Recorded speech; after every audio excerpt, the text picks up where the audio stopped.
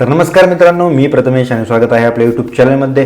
किसान योजनेची ई-केवायसी ही ई-केवायसी चालू आहे की बंद आहे। भरपूर साऱ्या मित्रांचे मला प्रश्न आले किंवा मेसेज आले की ही पीएम किसान योजनेची जी केवायसी आहे, ई-केवायसी जी आहे ती चालू आहे की बंद आहे किंवा ई-केवायसीची प्रोसेस काय आहे। चला तर मी तुम्हाला सांगतो। ही प्रक्रिया सातत्याने चालू असून हे पोर्टल देखील चालू आहे। भरपूर साऱ्या पीएम किसान योजनेचा लाभ घेणाऱ्या शेतकऱ्यांकडे माहित नाहीये किंवा असे भरपूर सारे प्रश्न आहेत किंवा तुम्ही जर ई-केवायसी केली नाही तर इथून पुढे तुमचा जो लाभ आहे तो कायमस्वरूपी देखील बंद होऊ शकतो किंवा तुम्हाला या योजनेचा पीएम किसान ह्या योजनेचा लाभ घेता येणार नसून ही जी प्रोसेस आहे किंवा ही पीएम किसान योजनेची जी ई-केवायसी जी प्रोसेस आहे kisan.govin.in ही जी अशी लिंक असून ह्या पोर्टलवरती जाऊन तुम्ही ही लिंकद्वारे तुम्ही तुमचं ई-केवायसी देखील करू शकता। मोबाईल ॲपद्वारे देखील करू शकता किंवा तुम्ही सेतू केंद्रात देखील जाऊन ही करू शकता। त्याचबरोबर ही जेव्हा लिंक तुम्ही ओपन कराल ई-केवायसी या पर्यायावरती क्लिक करून तुमच्या आधारशी लग्न जो मोबाईल नंबर आहे तो टाकून तिथे OTP व्हेरिफिकेशन करणं अनिवार्य। त्यानंतर तुम्हाला सक्सेस स्टेटस देखील दाखवेल। त्यानंतर तुमचं जर सक्सेस झाला असेल तर तुमची ई-केवायसी कंप्लीट झाला असे देखील होईल किंवा पेंडिंग असे दाखवले जाईल। जर पेंडिंग जर असेल ते पूर्णतः कंप्लीट होऊन जाईल, सबमिट होऊन जाईल।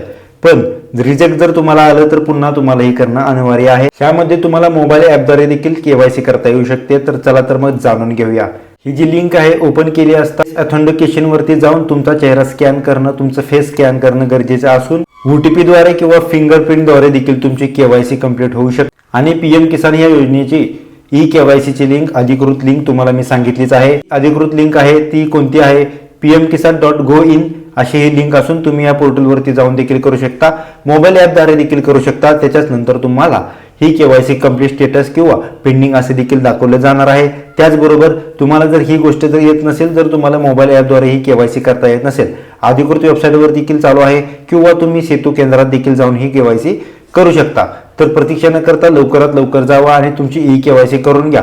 पीएम किसान योजनेचा जो पुढील हप्ता आहे तो लवकरच येणार असून तुम्हाला ही केवायसी केल्याच्या नंतरच तुम्हाला हा सर्व लाभ तुमच्या खात्यामध्ये येणार आहे। तर प्रतीक्षा न करता शेतकऱ्यांना लवकरात लवकर जावा। पीएम किसान योजनेच्या अंतर्गत तुम्हाला ई-केवायसी करणं गरजेचंच आहे आणि ई-केवायसी केल्याच्या नंतरच तुम्हाला जे हप्ते वितरण आहे ते तुमचे जे अनुदान आहे हे तुम्हाला या योजनेच्या माध्यमातून मिळणार आहे।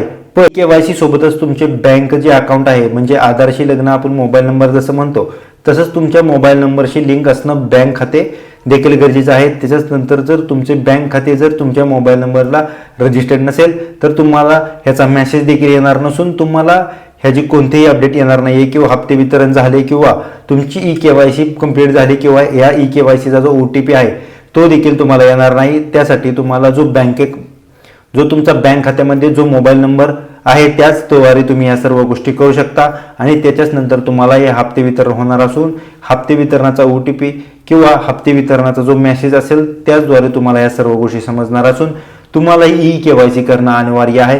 चला तर मग तुम्हाला महत्त्वपूर्ण अपडेट दिले असून जर तुम्ही आपल्या चॅनलवरती पहिल्यांदाच आला असेल तर आपल्या चॅनलला सबस्क्राईब करायला विसरू नका। भेटूया पुढच्या व्हिडिओमध्ये। धन्यवाद।